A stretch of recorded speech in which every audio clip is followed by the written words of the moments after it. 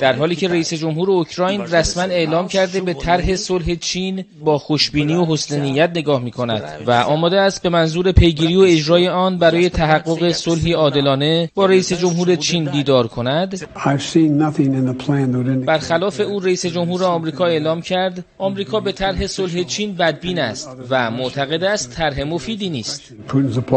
وقتی پوتین این طرح را تحسین می‌کند چطور ممکن است طرح خوبی باشد؟ آنچه ما در طرح صلح چین دیدیم این است که فقط برای روسیه مفید است. چین در حال مذاکره درباره نتیجه جنگی است که برای اوکراین ناعادلانه است. این منطقی نیست. پیشنهاد چین طرحی 12 ماده‌ای برای آتش‌بس و پایان دادن به بحران اوکراین است. اما رئیس جمهور آمریکا تهدید کرد اگر چین به روسیه پیشنهاد کمک نظامی بدهد، آمریکا حتما پاسخ خواهد داد.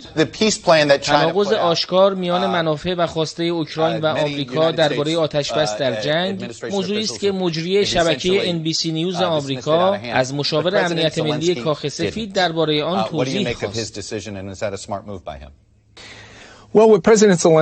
آنچه رئیس جمهور زلنسکی گفته درباره بخشایی از طرح است که او آن را دوست داشت، اما بخشایی از طرح هم اصلا خوب نیست. پیشبرد یک طرح صلح در زمان بحران کار بسیار سختی است.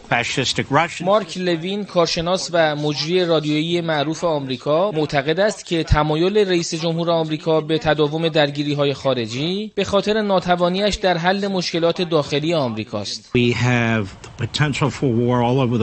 الان برای جنگ افروزی در جهان ظرفیت‌های بالایی داریم، نه برای اینکه تواناییمون خیلی زیاده، به خاطر اینکه رئیس جمهور ضعیفی داریم که از پس انبوه مشکلات داخلی آمریکا از جمله تورم و بدهی‌های هنگفت بر نمی‌آید. آمریکا 2.5 میلیارد دلار دیگر برای کمک نظامی به اوکراین اختصاص داد. آنطور که در این مصاحبه آخر جو بایدن اعلام شد، الان مجموع کمک‌های نظامی آمریکا به اوکراین به رقم 113 میلیارد دلار رسیده.